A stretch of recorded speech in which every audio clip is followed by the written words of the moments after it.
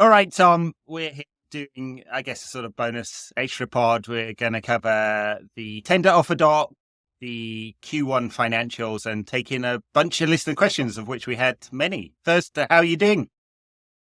Yeah, really good, thank you. It's been a while. Been away on my jollies for a little bit, but yeah, back to reality now, which is less than fun. I managed to catch most of the United games while I was away, though there was a couple that started at 4, and I just decided not to watch those live. But I did end up watching them. I was the Forest game that was like the 4 o'clock, and I watched it on repeat. It's like, what am I doing to myself here? But yeah, it was great, to be honest.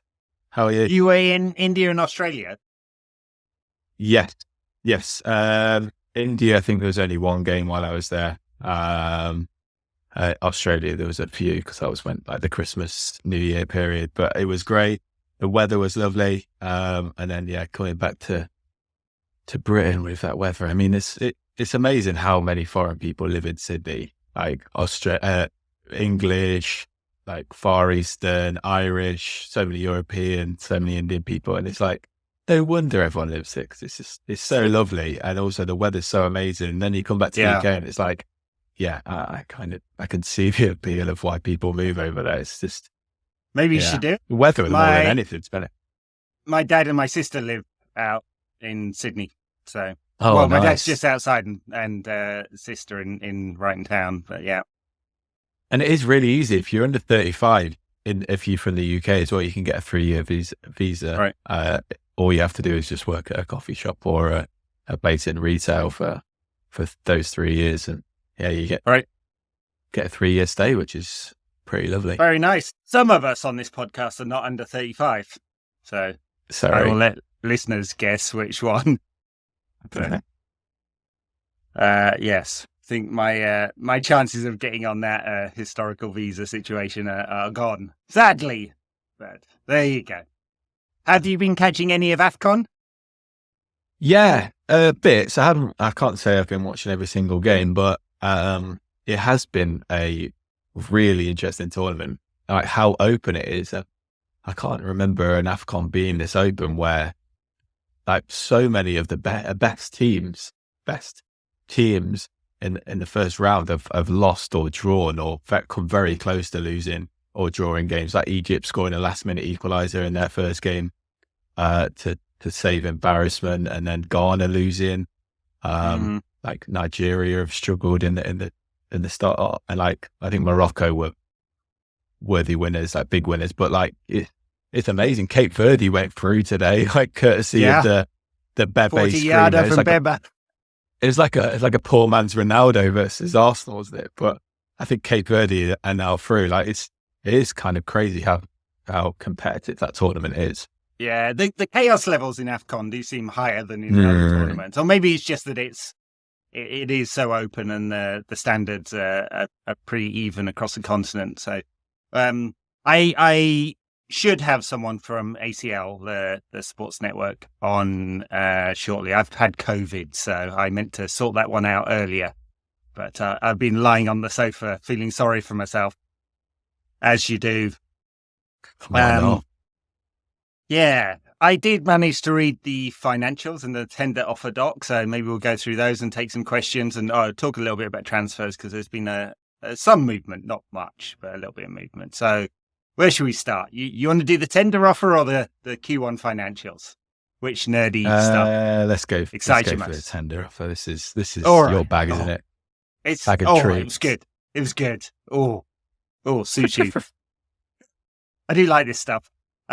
I mean, fortunately, I have a fair amount of experience of reading these SEC docs, so I'm not a contract lawyer, but my line of work has taken me into reading these a fair bit. So it was kind of interesting because quite a lot of stuff came out of this one. There was a narrative around the bid process, which I guess I've done for transparency reasons. You don't actually get this in every tender offer, but it gave some color on the timeline around the bid process.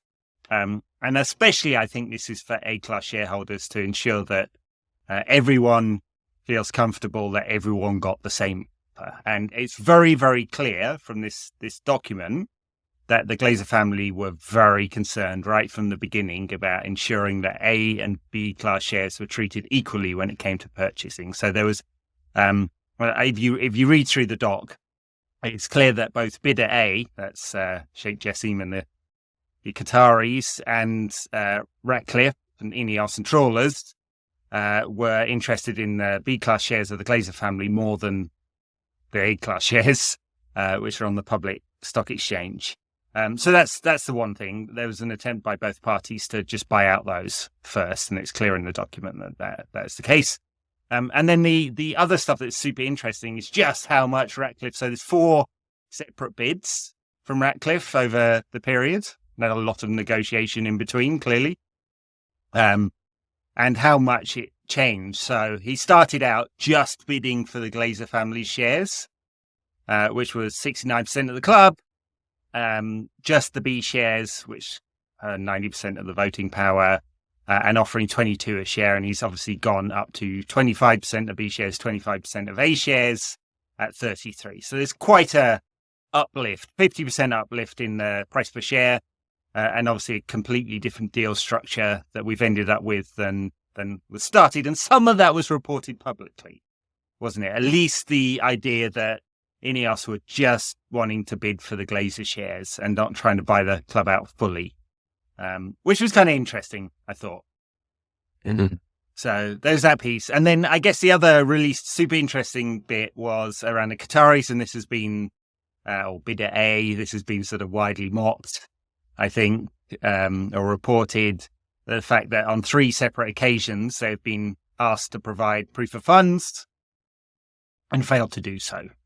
Now, there's been some sort of like off the record briefing with the Qataris' favourite journalist, Ben Jacobs. And I don't know whether Sky Cavi has come out with anything because he's the other favourite journalist. I didn't see. Maybe he's hiding his tail between his legs, as he should do. But they've come out and pushed back on this. Have to say, as has been widely commented by some people who understand these things as well, that the idea that 2 sets of investment bankers and 2 sets of lawyers would lie in an SEC document for what purpose, I don't know, and conspire together to do it is absolutely fucking preposterous. Like, it's just not going to happen. You face like both financial and criminal penalties and losing your license to practice law. It's just nonsense. So I'm just going to ignore completely the spin that's coming out. But I don't know. I'll stop talking and let you have some thoughts here. But it's just so odd, isn't it? The way the PR and the actual bid process, especially around the Qataris, doesn't match up. Yeah, you say let me have some thoughts, but I don't know what my thoughts are because it's so baffling, it's so confusing. I know a couple of people have asked questions like, "What in the hell were Qatar doing?" along the lines of that. I don't know enough about this thing, and I don't know enough about like the whole Qatari state project and kind of what goes in the minds of people who live there and work there and Sheikh Jassim and the people behind it. So I don't understand what they were doing. If they didn't have the money, like what are they doing? Like, I guess in some respects you can weaponize the fans and you can get, and in the way that they did, they had United fans across the globe with Qatar flags in their bio. And maybe they think we can get all these people on board. They can kind of boost the profile again of Qatar for a little while. We can, get into this huge news story and be a focus of it and never actually plan on potentially taking over the club. And it's great publicity for United and then for Qatar. And then people will kind of just almost like in the same way as David Brent goes, they won't remember.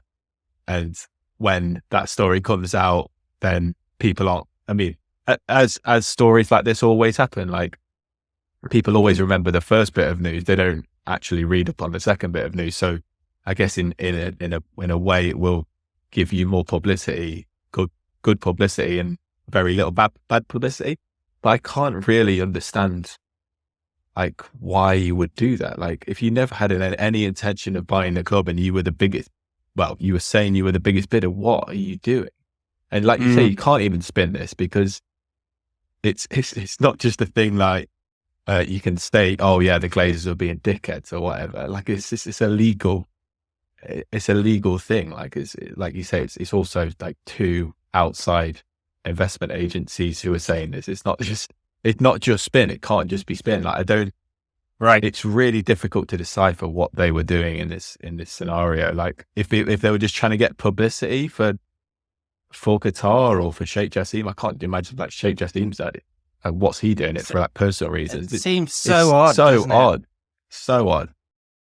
Yeah. Oh, well, so T2 the Lizzo on Twitter says, what in the hell were Qatar doing briefing the press for months that they were no longer serious after they were no longer serious candidates?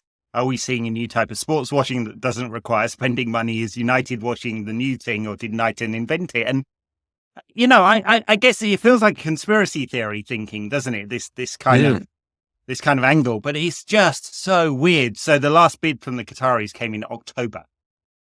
And after that, we were still getting press in Bloomberg. Yeah. And I remember on Twitter, not to go, oh, I told you so, a Bloomberg piece came out saying United have sealed this bid. Right? So the Qataris have sealed this bid, and it was single-sourced, and it was very un-Bloomberg-like. And I pushed back on Twitter and said, I think this is weak as fuck. And I had a whole bunch of people go, you don't know what you're talking about. And not like, I'm not being, oh, I told you so. I just didn't believe the single sourcing in that story.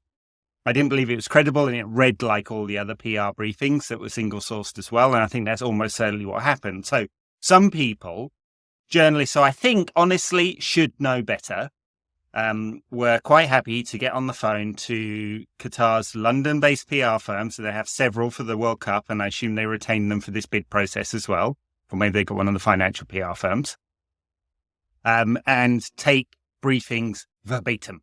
And Ben Jacobs, I know I mentioned him a few times now, did this the other day where he just quotes it verbatim, and I pushed back to him as well. I said, you should not do this, right? It's your job as a journalist to cut through the bullshit and give us what we think is a story, not just copy-paste what they've told you and say, oh, well, they deserve a say. Because have we learned nothing from Brexit and from Trump and all the other grifters out there that not all information is equal, right? You don't go, Trump says the sky is green, everyone else says it's blue, and the headline being there's a disagreement between people about what colour the sky is, right?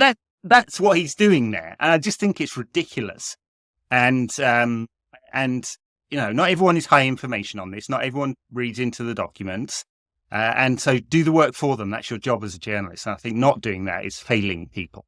And yeah, sorry, I'm getting on a rant there, but I just think some of the reporting around this has been really crap, and we know it, and they should look at this and be embarrassed about their reporting because they've single sourced stuff for months.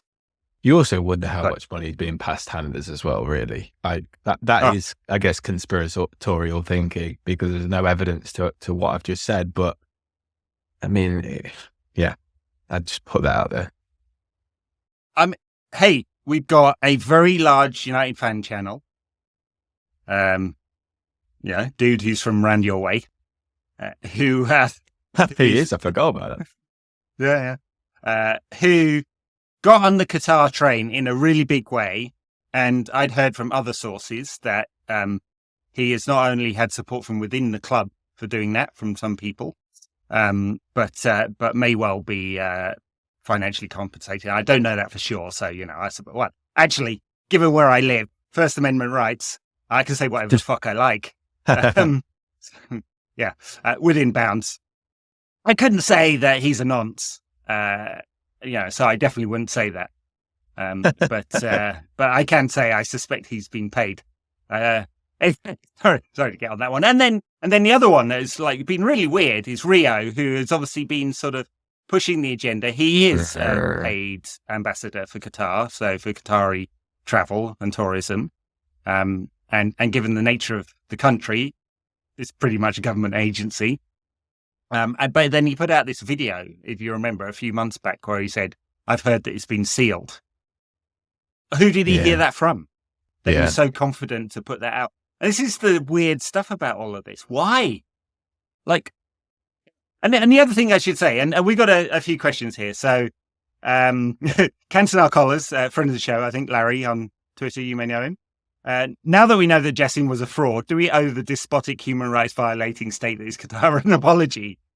See, this is the thing.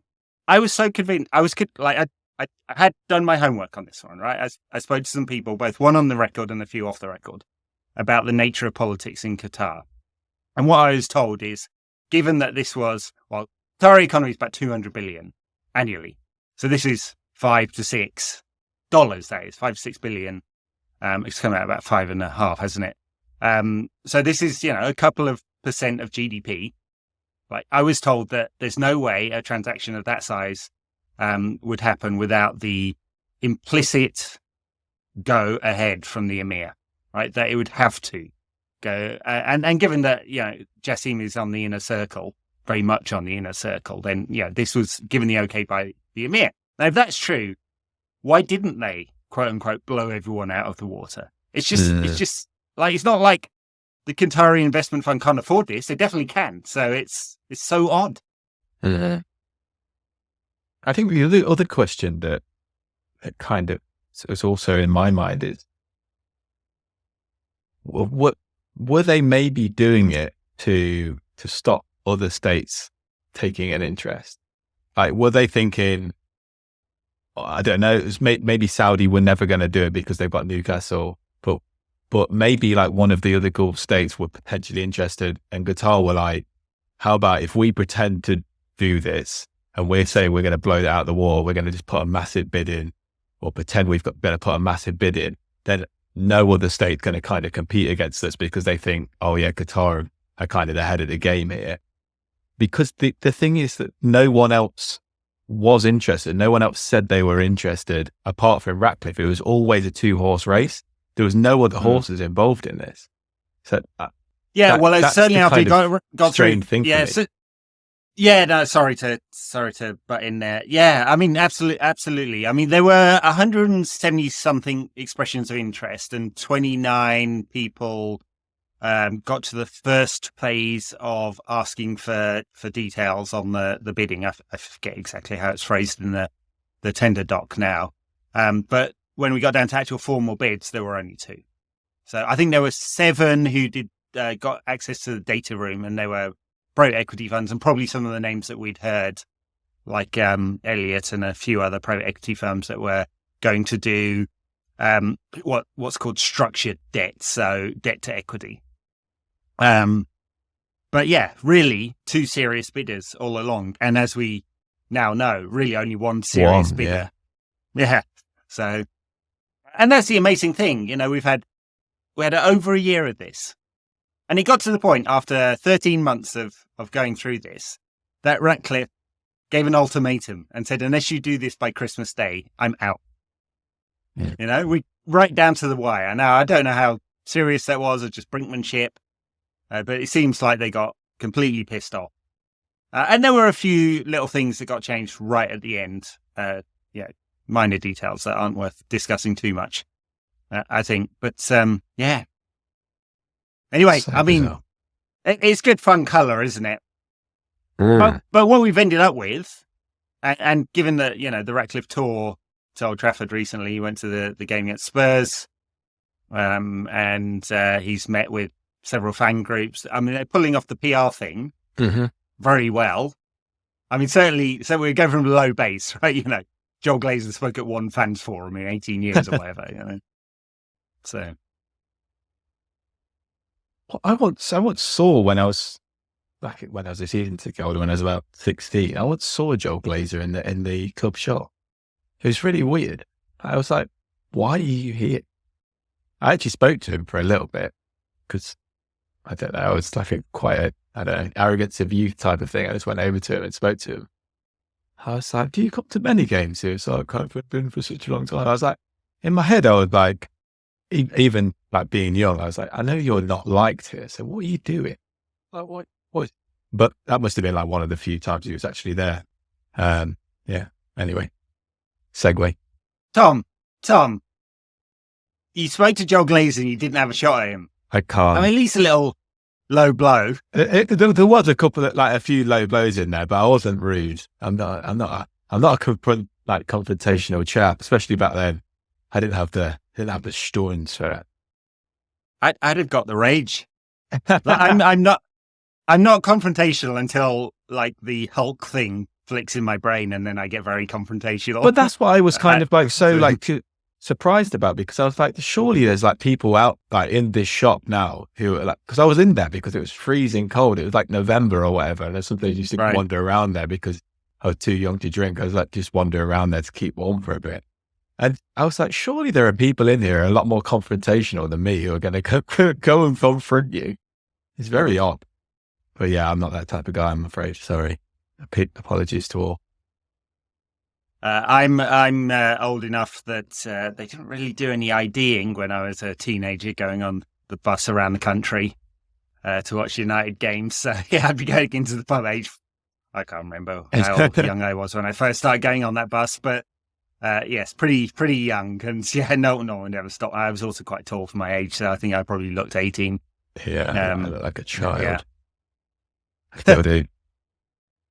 Yeah, I wasn't going to say, but so you got a new haircut though. It's a bit curlier on. It was curly for the last one, but yeah, it was. Yeah. I did it I did like a lot of Aussies. I don't know how many Aussies listen to this show, but so many Aussies have a perm. So I thought if I get one, you fit in. Yeah, that looked like less of an outsider. But they always do it with the. They have a lot of so many mullets in Australia. So many mullets, so many mustaches. I think Adam Zampa's one of the first I remember having one. But yeah, but I kind of. Well, you went around for Merv Hughes. Well, that's true. So. The next stage is the mullet perm. But yeah, that's a bit of time away, I think. Oh, I think you should do it. I think so. Why not? And also mullet perm and a tash. So. Yeah. Yeah. Get yourself a giant pot belly and you'll be able to take up cricket. I feel like, it's a bit like a cultural appropriation a little bit, but well. It's probably all right. Yeah. All right. That's Ratcliffe and the bid process. There's a few questions about how do we feel about this now.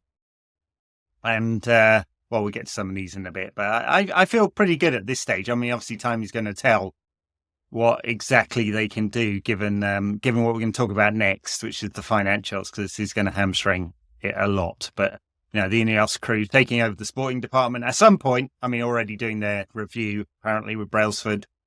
And at some point we'll get, I imagine, a new sporting director, and then the CEO is slightly different. So, because that'll be the PLC board. So the Glazers have a majority say there. All right. I think it's one of the most exciting times in the last 15 years or so, to be honest. Like, I know it's not everything everyone wanted.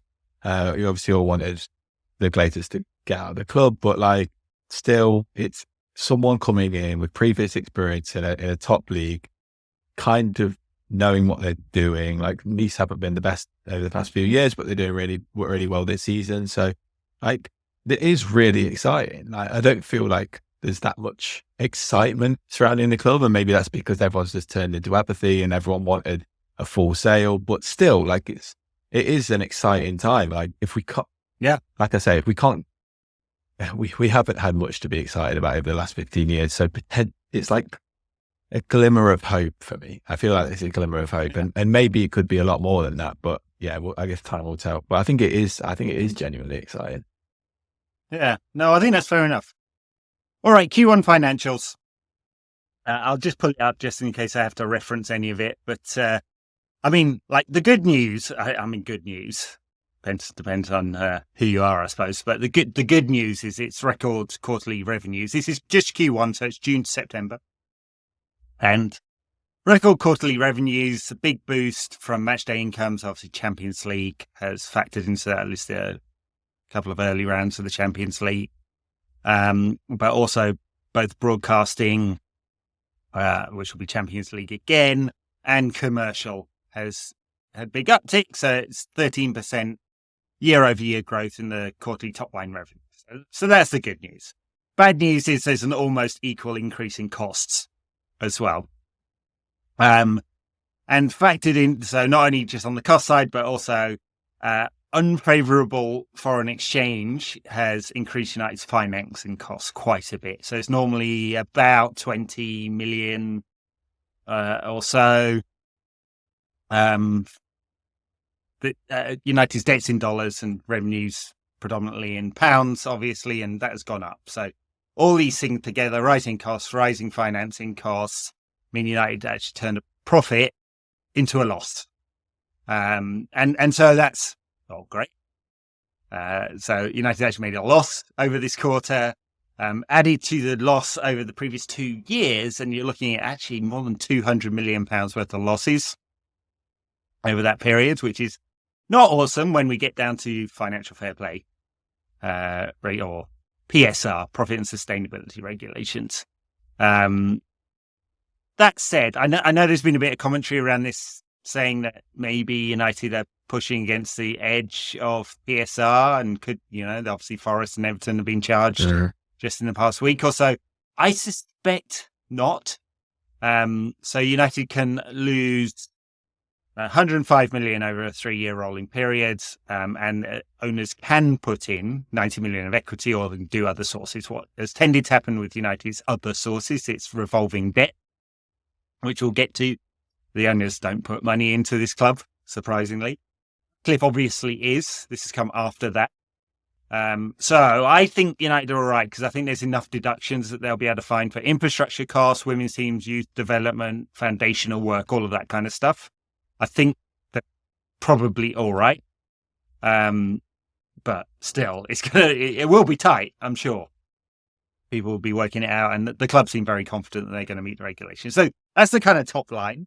The other top line piece is that the debt is just astronomically huge. So it's 500-something million pounds of primary sort of debt that's never gone down really materially over the last 18 years. About 200 million of revolving credit facility, so the credit card basically, and 364 million of outstanding transfer payments. And you're like looking at the picture, you go, where the fuck that gone? Yeah. So yeah, United about just shy of 1.2 billion pounds in debt. About the same as Tottenham's, except they got a brand spanking new stadium for it. Yeah, that's the thing, isn't it? When you look at like someone like Tottenham or other people that are in debt, that like you think, what is there to show for it? There isn't anything really. There's a creaky old stadium. There's a creaky old football team. There's a almost out the door manager. It's ridiculous. Absolutely nothing to show for it. 940 million pounds of cumulative interest payments since the Glazers took over, and then obviously there's a whole bunch on top of that of like management fees that they really enjoyed taking in the early days, financing and refinancing costs, which has happened periodically over time, bond issue, conversion to debt, so on, refinancing. And by the way, when you think about it like that, Glazers are very lucky that money has basically been free for the last 10 years. And then obviously dividends that they've taken out. I mean, it's just an astronomical amount of money that has just disappeared out of the club since the Glazers took over, and was still 1.2 billion in debt. And they're going to make a massive profit on the money that they never invested in the first place because it was predominantly debt. I don't know how they pulled this off, but they pulled it off. I mean, you can say they were smart, but I don't know. They got lucky on so many occasions with the massive increase in broadcasting revenue during their time, which they cannot have predicted. They did increase commercial rights, but so is all of United's rivals. So I've never really bought into this theory that there were some kind of geniuses on this, because every single large club across Europe has done the same thing. United were maybe a bit earlier, but not much really. So yeah, they got so lucky, the Glazers, and just to put it in perspective, Joel Glazer just walked away with 180 million to sell his A shares. Just Joel, who you're best buddies with, we now discover. I think there's actually a photo of me with him that I think my dad took. Oh no, I think man. to me as well, it's the shamelessness. You need to send that to me so I can put it name and shame you on Twitter. You will be able to see how much of a kid I look. I might have been even younger than 16 to be honest. But it's the shamelessness of it as well. This the whole thing. Like, I think a lot of football chairmen and football owners do have like a shamelessness to them, but a lot of them almost self-combust after a while. Like the pressure of the hate from the crowd and the fans gets way too much that they either blow up the football club or they blow up themselves and get out of there. But the I guess the bulletproof nature of the Glazers is almost unique. Their shamelessness is unique in that respect, that they, no matter how much pressure and how much hate that they got from the United fans, they just kept going in silent shamelessness. Like, and they still got support from some talking heads on the likes of Sky, the likes of especially TalkSport for what they were doing. Oh, they were still giving money to the transfer policy. And like that silence left a void which should have been filled by proper punditry and proper journalism to really tell the story of what was happening at Man United. But for so many years it didn't. Like, that vacuum was filled by some talking heads who were telling the right story on some certain channels, but so much of it was told by these anyone but United kind of people who were saying, yeah, they've not done horrendously for United. Look at the money they've spent. Look at the personnel they've brought in and all that kind of jazz. And I think that's, if you're going to talk about impressiveness, that's the only thing that's impressive, I think, about their whole tenure as United owners is how shameless they were and how they were able to maintain this, this 18 years of just, a vampirish 18 years, essentially. Well, I mean, I don't half get the feeling that if they hadn't lucked into this, because, Malcolm was the successful business person, not his devil's spawn. If they hadn't lucked into this, they'd just be some kind of grifters, wouldn't they? Yeah. They'd be like on the circuit. Shadowy grifters, in the background, kind of just. Yeah, I mean, bleaching. maybe they wouldn't be like, good enough talkers and stuff like that to do the sort of right-wing YouTube grifty thing, but they might well be, in those circles. Anyway, I mean, as we know, they raise money for Trump. I'm not making party political statement here, really, although, I never felt like I did have the room to do that on this show anyway, but they raised money for Trump. We know that. And I believe they also raised money for Likud, so it's Netanyahu's party in Israel. There's two sort of hard right of a similar style leaders there that their party, they're happy to raise money for. So, this is completely shameless, these people, and they've done immense damage to one of the important cultural institutions. And I think if it wasn't for the fact that football fandom is so tribal, and it's taken all of this time for a government of the day to start thinking about regulation of football, and it still hasn't come in, by the way. They haven't published a white paper yet, the government. If it wasn't for the tribal nature of fandom, I think there would have been more commentary around the damage they've done. It took a very long time. It took a very long time even for Gary Neville. He suddenly found Jesus, didn't he? Yeah, in the last couple of years. But before this, he was silent as fuck. Yeah. And I haven't forgiven him for that. Great player. Took him way, way too long to start making comments about the damage that these owners are causing. Yeah. Suspiciously long, Yeah, that's the right phrase. The tribal nature is also so important. Like, it's so childish and infantile, the way that the football media is run in this country, that people of ex-Liverpool nature or Liverpool fan or just anyone, to be honest, who wasn't a ex-United player. And to be honest, like you say, the ex-United players also weren't forthcoming with their related criticism. Would just do anything and will do anything to just poke the knife into United, despite like what they were doing, like you say, to a great cultural institution. Like it's all just about banter. It's all just about winding people up. It's obviously just for clicks, but it's incredibly damaging. Like what those people don't understand the power that they have, and it went on for 18 years and it still continues to go on. And I guess the shameless nature of the people who are these talking heads. It's especially like the talk sport generation, to be honest, that they're the loudest, they're the most obnoxious, I was going to say the thickest. It's not thick. It's actually like quite smart what they do. Like they do it for clicks, but it's just so shameless and it's so infantile, so childish, and they don't understand like what they're actually doing to the sport fandom in this country and cultural institutions. It's really sad.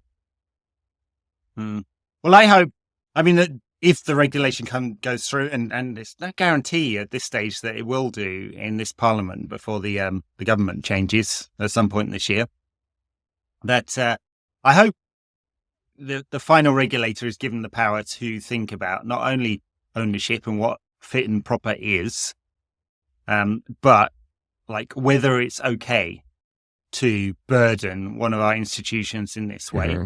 If it wasn't for United's commercial power, obviously, just think about the 1.5 billion that's just disappeared from the club and the mismanagement. Actually, they're two different things, aren't they? Right? The mismanagement's hard to regulate. Yeah. Like the fact they're just dumb. Like United, the dumbest club in world football, I think, given how much money we have managed to spend despite all that money disappearing. Like, what have we got for it? Like nothing. Nothing. Especially over the last 10 years. Yeah, nothing. But so it's hard to regulate that bit, but you can certainly go, well, there are constraints on leverage buyouts. Yeah. Put a bond or something. You have to, as an owner, you have to put some money down, right? For sure, you can just draw a line through state bits. I think it's totally unacceptable that this has been allowed. We had Adam Crafton did some more reporting last week. He's just such a good, I'm not blowing smoke up his ass because he's a United fan, but he's such a good reporter and covering these issues. Yeah. And I uncovered that a Newcastle chairman is being sued by a former member of the Saudi government. If you remember, there was the purge 5 years ago or so now, where Mohammed bin Salman, now the de facto leader of Saudi Arabia, had all his political rivals locked up in a hotel, and then quite a lot of people got disappeared. So, and then one of the families are suing. And through that litigation process, we're going to find out a lot about just how close Newcastle's chairman, PIF leader, is to bin Salman, and we know they are, right? He's his right-hand man, the hatchet man. And why is that allowed?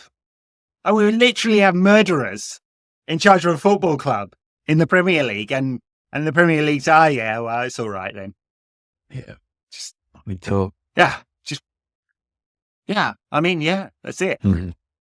Like, basically, the rules of Premier League are taken up now until the regulator comes in, if it comes in, is, well, unless you're on the sanctions list, and the sanctions list is a political list, then you're all right.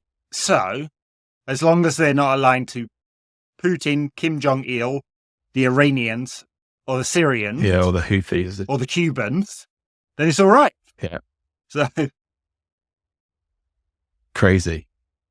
It's so crazy. At least though that like the Saudis have some nous about in terms of like actually like wanting to run a football club or like having like political kind of connections and stuff. Our guys, they didn't even do that. There was no like briefing, like their briefing like was so bad. Like they didn't even like give a shit about their like image. They didn't have like political connections and stuff. Like our guys were just rubbish at everything. Like they were rubbish at running the football club, but they were rubbish at all the other like political stuff that goes around it, all the bureaucratic stuff that surrounds the actual managing of reputation and all that kind of stuff. Like, it's just a bunch of idiots, basically. Oh yeah, and the problem is that might not change. So we're going to have football operations are different, but the commercial side of the club is still going to be run by the Glazers. Yeah. And the revenue goes up, but so do the costs. And yeah, as I said, United have lost more than 200 million over the last couple of years. So it's not like they're even doing a good job on the bit of the club that they're going to continue owning. We just got to hope that what is strongly indicated in the previous bid document, the transaction agreement, comes to pass, which I suspect at some point between 18 months and 3 years out, that Ratcliffe will take full control of the club. And then it's up to him. But before then, there won't be any pay down of the debt or anything like that, because why would Ratcliffe as a minority shareholder start doing that? It doesn't make any sense at all. But let's hope 18 months to 3 years, he's able to take over the club. This is a vanity project for him, legacy project, dick extension, whatever you want to call it. Like, honestly, it's the best kind of owner, and he's wealthy enough to put United, right to United. Now, whether they make the right decisions or not, we'll see. We'll see. Like I said before on the show, it's good that he's had, with all respect to Nice, a sandbox to work with. I guess Nice is also by the sand, so that kind of analogy works a little bit. The metaphor kind of works a little bit. But like, he's had an opportunity to try it, not with a club like Man United, but still a club in a top league, with a club who have a very ferocious and fan base. They're very passionate down in Nice, and it's a good historic club. Like, it's great that he's had the opportunity to try out everything with them, and this season it's actually working out quite nicely. So I think there's definitely some enthusiasm, some optimism to be had about what's going to happen. Fingers crossed it doesn't just to go the United way, but like, it's nice to actually feel like, actually something might happen, rather than just being in this kind of death spiral type of thing that we spoke about before. Yeah. All right. Before we go, should we take some questions? I mean, some of them will cover similar ground, so we may skip a few, but there's a couple on that. Well, they're broadly financials, ownership, and then others. Ten Hag and then others. So we may have to skip through a few of the ownership ones. Yeah. Financials. Miles Bailey says, can you team up with Kieran Maguire to do a full analysis of first quarter results? No, sorry. I didn't reach out to him, but I'm fairly used to reading the various SEC documents, and you can go look on the IRs if you want to read yourself, or Kieran actually put some good analysis out on his Twitter. Glacier says, given the need to raise quick cash, the state of the current squad, and talk of some big players potentially leaving, how many of the players in the current squad do you think we could sell without really weakening the starting 11? Quick cash. I don't think there is. I don't know. We were going to talk about transfers, but maybe that's a good segue into talking about transfers. I don't think Varane or Casemiro are leaving, because the Saudi are not going to be doing big spending this winter. They're changing their rules. I think I mentioned on the last pod, so they can go from 8 to 10 foreigners per squad. So there's a better window in the summer to do that. No one else could afford, at their age and intermittent fitness, and no one else could afford these guys. So, they'll definitely look to get rid of those two, I think, in the summer. Apart from that, it's younger players that United historically been reluctant to get rid of, but I think they're going to be trying to sell a few of the younger players now. We just won't be getting City fees because there's no success associated with the club. Mm-hmm.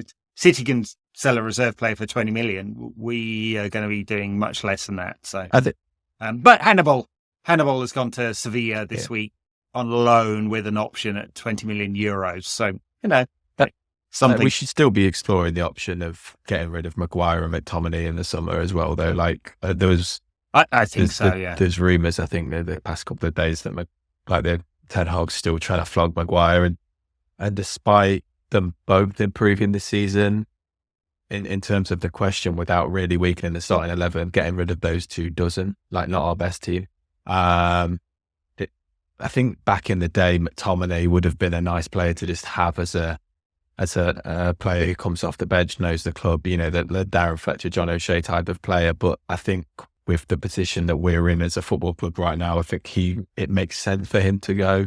He has got some value. He has played well this season, so he should be kind of sought after, and people will spend money. In the same way as Maguire looked like he's come back to not maybe his best, but he looks like a capable Premier League footballer and therefore will have value. So I think those two are just two obvious shouts who have, in my opinion, still got to go because they're not good enough for what we should be aspiring to. And as a football club.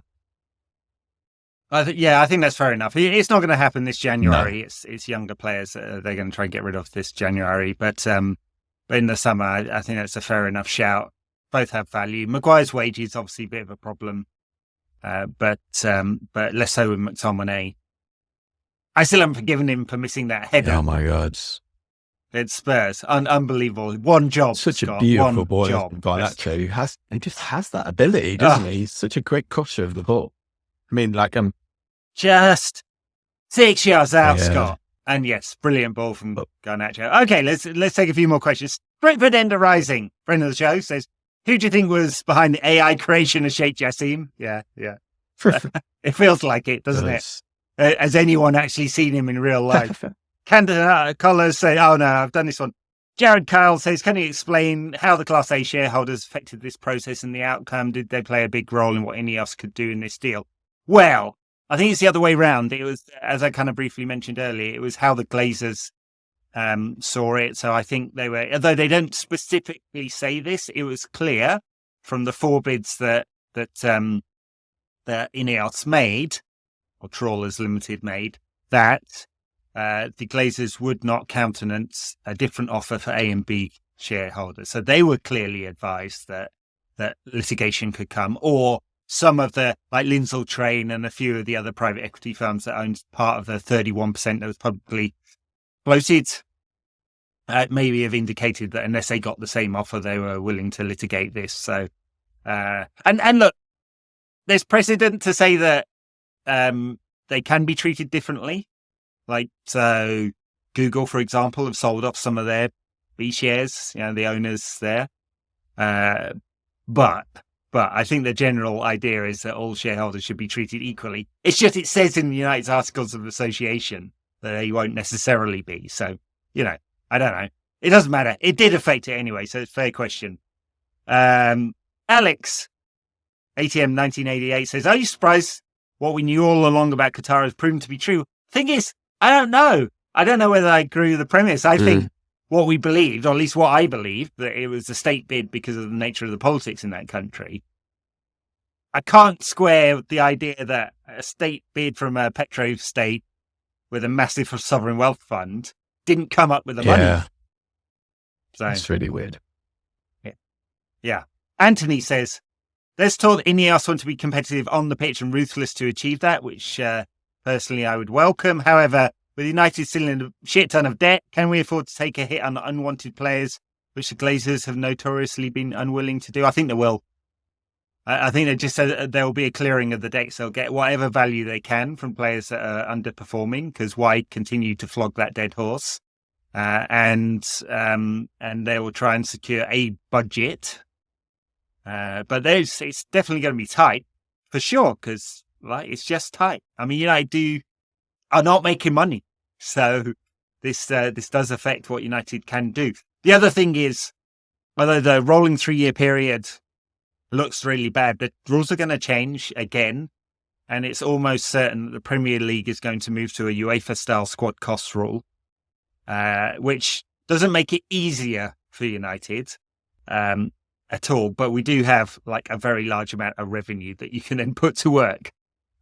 So, I mean, it's like, I don't envy Ratcliffe, Brailsford, John Blanc, whoever's involved, finally, the job they're going to have to do, because it's a tough one.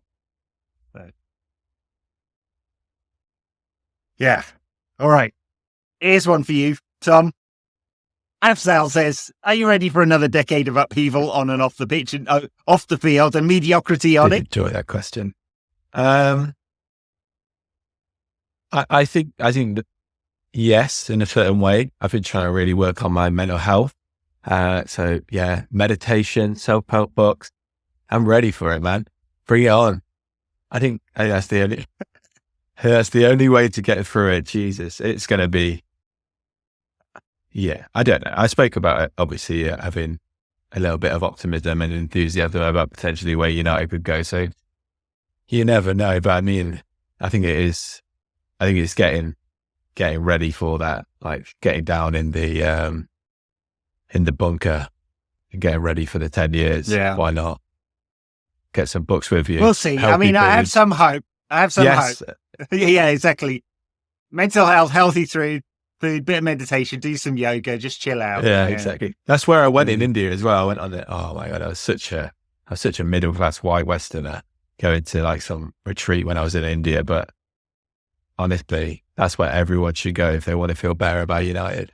Like it was bliss. And I think, yeah, maybe we could bring our own. I think they call it a sangha, where you kind of bring like loads of in like the Buddhist like religion and culture. They call it a sangha, where you bring in loads of like-minded people together and you sit together, you pray together, you chant together. And we could do that for United. That could be like a support group, but a sangha one, which would be more like, more to trying to calm down, get all our hearts together. We'd all be able to chant like United songs. Yeah, we could. Yeah, all talk about our problems together. Or talk about our United problems together. It's actually a good idea, to be honest. Well, next time I'm back in the UK, maybe we should do a meet up and we can get some people together. Yeah, I've been to India a few times actually, but only ever to Delhi, and that is not a relaxing place. Yes. So it's incredible, but not relaxing. Yes, I've heard a lot of things about Delhi. Some of them good. Some of them maybe shit. Some of them maybe good. Just my biggest tip for anyone who goes, like, just for your own sanity, if you have to take a car anywhere, which you will, just close your eyes. It's just better not to look out the window because it's just terrifying. I did say that to the taxi driver when I was over there. I was like, I'd have to take a new test to drive here. Like, you'd have no idea how to do it. You can't rent a car when you go to India. If you go to, like, I don't know, to Amsterdam or to Germany, you can rent a car. You can't rent a car when you go to India because you come back in like 3 pieces. Yeah, you would. I mean, if you check, well, especially in Delhi, every taxi looks the same. So whether you order the Uber Black or the cheapest version, or just get one off the street and hail it, they look like someone's taken a baseball bat and just smashed the shit out of it. It's just incredible. Yeah, amazing place. I do recommend everyone goes there. But yeah, the driving is interesting.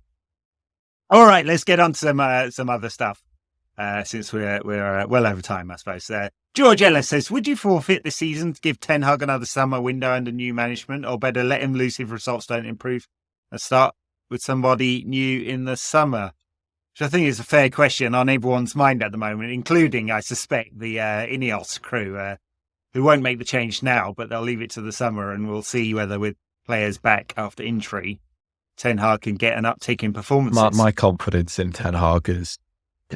maybe this will come back to haunt me, but my confidence in Ten Hag is gone. I think it's really gone now.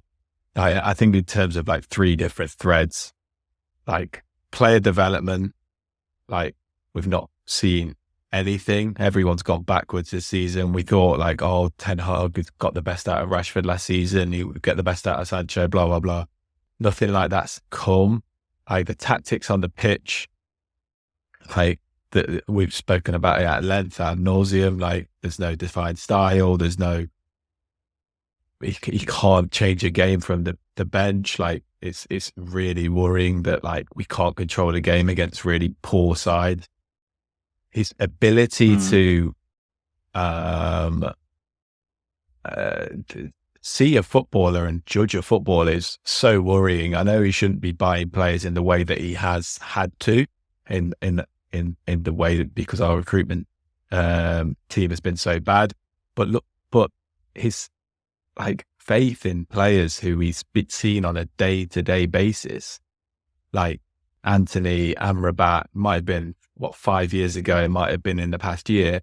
His faith in those types of players to be able to cut it in the Premier League, that says so much about him, in my opinion. And then there's also like really does, the man management, which just doesn't seem to be very good. Supple. Like, and he also, it feels like he's like Mourinhoing, like he's getting more and more aggy at people. He's lashing out, and I don't know. There's so few signs there for me, like at this stage, that he's going to be the man. And yeah, I mean, I would probably cut him loose at this point, but like, there's very little option out there to replace him with. I don't think that whatever happens in the summer, Ten Hag is going to get the best out of United next season, and he's an elite manager. There's too many cons in from what I've seen so far to classify Ten Hag as elite. And he was great. He was great in a pragmatistic way last season. But a manager to win the Premier League has to be better than that. And I don't think you win the league on pragmatism alone these days. No, time's moved on from that. I mean, I thought we were getting a coach, not exactly in the fully Dutch style, Ajax, Barcelona, like that kind of, what was total football became tiki-taka, but a more possession dominant style, and we haven't had that this season. He's just given up on it, and of course he's not had, especially in midfield, he's had a lot of problems and perhaps not had the players in order to do that. But yeah, I've been surprised about like how much United have regressed this season. So I'd be looking for a massive uptick in results and before the summer, and then and there's Robert says, if not ETH, then who? And I don't know exactly, but I would say, if you look at what Ineos have learned over their 5 years at owning Nice, they went from Galtier and a few others to a much younger coach and started buying younger players as well. And I wonder if that's not the template they'll end up following. And, I'm not to say like, I don't know who that is, maybe they go for a younger coach in the Premier League. I mean, De Zerbi's an obvious one. It's a big lift to go from Brighton to United, very different environment, but like, who knows?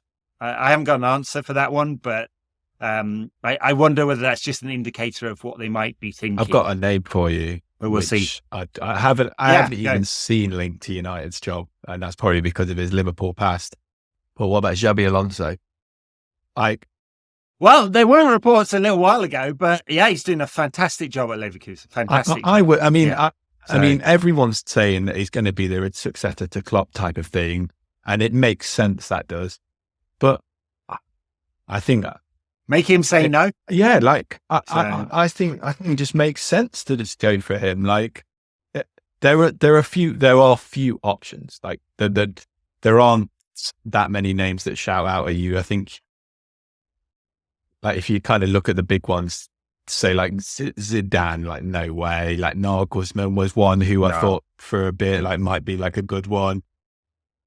You're already kind of running out of options. Like you say, De Zerbi might be, but it's like you say, a huge step up, and he'd never managed at such a big club like that. But then you see like the job that Xabi Alonso's doing at Leverkusen, the style of football they play, his man management seems to be so good, and he's also got this passion, which is so important. Like Premier League managers and almost every manager apart from probably Ancelotti, but that his style, his personality style really suits Real Madrid. Every other kind of manager in world football, the best ones, all have this intensity, this burning intensity, and he has the same thing. It's almost like this Basque style of intensity, and the Basque managers that right now are absolutely flying. I mean, I can imagine like some people would turn their nose up because he's like an ex-Liverpool man, and would he actually come to United? But he's not going to turn the United job down, surely. Like, I'd go all out to get him. Yeah, I mean, it's an interesting shout. He does have charisma as well, and I think we should learn something about that. I mean, obviously you want the full Yeah. package, don't you? But at United, the lack of charisma in Ten Hag is like, there's many things. His judgment of players, shockingly poor, honestly, just shockingly poor. He should not be allowed to pick his own transfers anymore, and I don't think will be. His man management, like, they needed someone to sort out the cultural problems, but he's 100% draconian 100% of the time, and I'm not sure that has worked either. You know, Fergie knew when to put an arm around the shoulder and when to beat someone up. Literally, in some cases, Bex. And then, and then the tactical stuff. I mean, we've seen this season, as soon as he was under pressure, like some weird choices. Yeah. We should move on, but there are a bunch of other questions. 90s Suit asked about responding to in-game changes. Raymond Pine said, Erik Ten Hag's in-game management, why? Yeah. Yeah, good. Herbert Mark Hughes says, if Ten Hag is getting grumbly about Anthony, how far are we off from a Mourinho-esque tenure-ending strop? I don't think so with Ten Hag, actually. I think he's quite level in his personality. I just think there's not much personality. I think he also... Puck_the_bus. I think he also knows that, like, whereas Mourinho had a lot of success in a previous time and he knew he would get a big job after that, like, I don't think if Ten Hag threw his toys out the plan, he's not getting a big job after that. So I think he kind of knows his level. He's humble enough to not go absolutely crazy. Yeah. All right. Sorry if we didn't get to all your questions, but doing an hour. Let's come to the left field questions before we wrap this up, Tom. Andy McCoy says, which is stranger, Henderson ruining his reputation for nothing, which is true, literally nothing. He's not going to get paid for his 6 months in Saudi. Didn't like the luxury compound, apparently. Or Gerrard getting a 2-year extension for not winning any games of football. Yeah, I know. And I mean, I have zero sympathy for John Henderson. He pretended to be an ally, and then he went for the money. And then he didn't hack it. He didn't like it, playing in a shitty mid-table team, so probably at about League 2 level, basically. And didn't like living in a compound. So, I mean, I just don't know how he didn't foresee this coming. Like, what did he think was going to happen? Seriously. Did he do any research before he went? It's just clearly not. It's just so daft. It's just a hilarious episode. It's a shame he's gone to a club as great as Ajax, to be honest. I know Ajax haven't been doing great this season, but like, it's a shame he's got like a get out of jail free card in that. I know. Well, I guess get out of jail free is kind of apt, seeing as he's doing it for free. But yeah. Well, he's only doing it for free because he didn't want to get a big tax bill because he hadn't spent enough time as a non-dom. So let's not pretend he's like, you know, somehow out of the charity of his heart, not taking a wage. Yeah. I mean, I mean, I suppose in theory, like some of the Barcelona players having deferred, he's still contractually owed money. It just seems like he's forfeited about £4 million in order to make this transfer happen. Whatever. I have zero sympathy for him. I know quite a lot of non-doms or expats across the Middle East. And it is a very particular lifestyle. You know, there's differences between UAE and Bahrain and Qatar and Saudi, obviously. But the idea that as a, you know, well-paid expat, you live in a sort of expat compound with servants and a pool and, you know, all of that kind of, certain kind of lifestyle, and is, you know, not the same, basically. Yeah. It reminds me of like Ian Rush when he went to Juventus and that famous quote, which may be apocryphal, but apparently he said, it was like living in a foreign country. So, yeah.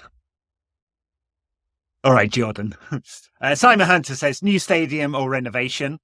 Yeah, I mean, this is... my thoughts on it are there's two questions at play. One is the emotional one. So United's attachment to Old Trafford. It's been our home for more than a century. On and off, given that, you know, obviously away from the ground after the war. But there's not much left of the original. So that's the question. And then there's the financial one. Obviously, it costs a lot of money to build a stadium, but you can finance that, and it doesn't count towards FFP, except if you do what Everton did and try and pretend that planning is a capitalization cost, which it fucking is not. Everton fans bleating about that. Just learn some accounting. And then the revenue can drive from it. You know, if you look at what Spurs have done with their new stadium. So I don't know whether a refurbishment will drive significant new revenue. I mean, you can put another 10,000 seats on there. It's going to cost a few $100 million to do that. The difficulties of building on the South Stand. I don't know whether it drives enough revenue to justify it.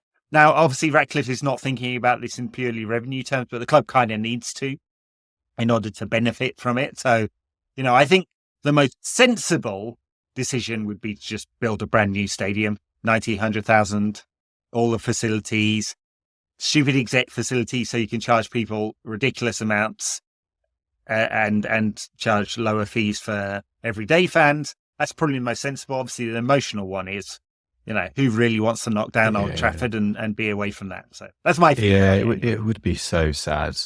It would be so sad to see it go. I know, like, when you say you put like forward the rational reasons there, but like, yeah, I think just even looking at it on TV and also being there is, I don't know, having been there so often and just since such a young age, it would be so sad to see it go. And I can see why, like, just thinking about it now, I can see why so many West Ham fans down the years, like when Upton Park went and when Arsenal lost Highbury, like why they were so sad when it went, because it can be if the new stadium isn't done well, like in the way of West Ham and especially the first few years of the Emirates, like those new stadiums do and can become very soulless places. Tottenham have done it fantastically. Yeah. Like they've done everything right in that. It cost them loads of money, but they have that one stand is superb, and the atmosphere there is amazing. They obviously have the NFL link, so they can bring in more money in that respect. They've done it really well, but if you do it badly, you could lose an incredible meeting place, like a religious venue almost, and you could replace it with something that has no heart at all. In the same way as West Ham have done. Like, so you have to do it right. You have to do it well. And that would be my big fear, because Old Trafford is a special place, and the look and feel of it is amazing. It's so unique in the way it looks. And that's another thing when you build like these new stadiums, like the Emirates Stadium. I've seen about 6 or 7 types of that. I've been to like 3 or 4 versions of that around the world. Like the Stadio de Luz in the Benfica one is exactly like a carbon copy of that, or Emirates was a carbon copy, whatever came first. So yeah, you have to do it right. You have to make it unique for it to be, for them to get the new stadium right, I think. That's right. I mean, there are quite a lot of new stadiums are soulless. So many. Wembley's horrible. Emirates is horrible. I've been there. I just hate it. And Highbury, I mean, I don't want to praise Arsenal at all, but Highbury was special. It's that close to the pitch feel, which so many of the old grounds have. Like Everton as well. Like, I'd be worried if I was an Everton fan, because Goodison has that you're on top of the players type feel. It's that old-fashioned style is so awesome. And in the same way as United. So was White Hart Lane. Exactly. White Hart Lane was like that as well. You're right on top of things, and the concourses were really narrow, you know, like almost body width in some places at White Hart Lane. And they've done it right. But yeah, a lot of stadiums aren't. I mean, I've been to a lot of stadiums over here in the US, and what you tend to get are wide concourses with a lot of facilities, and they don't have to be sort of luxury facilities. They're just things like, you know, it's easy to get food and beer, and that kind of stuff is nice. And it's not easy at Old Trafford. You can obviously queue for a long time. And the toilets don't work and all of that kind of stuff. So, you know, like the emotional side, I'm a fan, all right? I don't want to see Old Trafford go. If I was looking at it just from a financing point of view, the most sensible thing, I think, would be to build a new stadium. There's plenty of land. United own loads of land. There is room to put a new stadium basically right next door. So we'll see where Ineos go with this one. he's a fan as well, right? Or more or less extent. He's from Failsworth, and so I wonder whether the emotional resonance of just revamping Old Trafford, which will take a fair bit of money, but extending, revamping will be what happens. I just wonder whether, like, financially, it makes more sense to build a new one. Anyway, all right, couple of last ones before we go. One for Tom. Are there any good? This is Remington Moses says. Are there any good young Hungarian players that Ineos should be looking at? I think Zala Vacha would be the one. Like he by far the best Hungarian talent, but unfortunately is owned by the City Football Group, which is great. So he's at Lommel in Belgium at the moment. He's linked to go to Girona, which is also part of the City Football Group. He's another one. He's the top talent. There's also Jakob Ishvili, which is kind of a Georgian name, but he's Hungarian. He's also in the City Football Group, played for Girona. So that's the most annoying thing, is the two kind of big talents in Hungarian football are there. And Christian Listes is going to Frankfurt next season. He's decent. And also Milos Kerkez, who's at Bournemouth. I'd have loved United to have signed him in the summer. Like, he would have been, I think Bournemouth signed him for something like 15 million. Left back is so electric going forward. He's only 20 years old and he's taken to the Premier League pretty well. It's the signing that United would never make. Like, as in, like, we never kind of make that 19, 20-year-old who's going to break into the team. But he'd have been perfect, especially with our left back problems. He's not amazing defensively, but he's great going forward, and it'll end up at a big club. I think he'll probably end up at Liverpool alongside Szoboszlai in time. He's that good, and I know Klopp loves him, so that's It basically. There you go. Well, Szoboszlai would have solved some. All the Hungarians just end up at being going to end up at rival clubs. Well, what can you do? Well, now we're part of a multi-club ownership group. Are we the junior party? Because it's only a 25% or 20. It'll be 28 and a bit % ownership. So we've got Nice, RC Lausanne, and RC Abidjan. Which I think is not owned by Ineos, just a sponsorship and partnership, whatever that means. So it's a bit hard to understand that one. Anyway, last one, Remington Moses again. Why do you get two questions, Remington? But you've got in here now. Why are our players so incapable of changing style? They do it for a while and stop. LVG just passed, Rangnick pressed. ETH shows signs last year at times Brighton could do it, Spurs, Villa, Bournemouth, for fuck's sake. But we're still effectively a counter-attacking team. Yes, it seems to be in the DNA of this. I mean, I think part of it's, like, if you think about our creative hub, is Bruno. He is, by the way, still the leading chance creation engine in the Premier League. He's still top of that. Shot creating actions. I think it's because he's a chaos merchant, and so is Marcus Rashford, and so to a slightly lesser extent is Garnacho, and so is Casemiro, even if he's not been fit.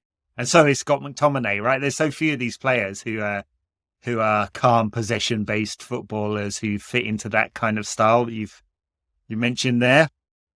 So I think that's it. We've just got a bunch of chaos merchant, and you're going to have to revamp the squad if you want a possession-dominant team. I think that's perfect, and I also kind of think Bruno, like saying, creates so many chances. He's our best player. He's phenomenal at times. But would you put him in any of the teams in the top 4 in the Prem? Like, he would easily get in them, but I don't know if he fits into their style. And I think he kind of creates a lot of problems. I think you'd have to really work on his discipline. As a footballer, you'd also need to work on the fact that he tries Hollywood passes all the time. You'd need to kind of constrain him a little bit, like City did with Jack Grealish, to fit him into your side. And I think he hit a nail on the head. Whereas it's just a lot easier if you're a manager to go, yeah, fuck it, Bruno, you try and do everything, and then we'll just build the team around you. Which I think, I'm not saying the team is completely built around Bruno, but when you have your best player who is a chaos merchant like that, it's hard to bring the stability and the control around that. Which Yeah.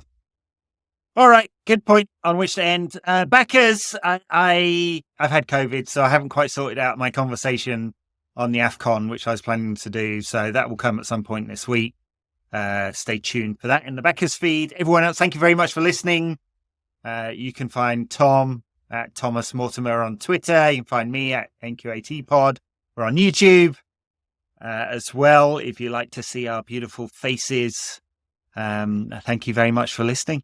We'll catch you again soon.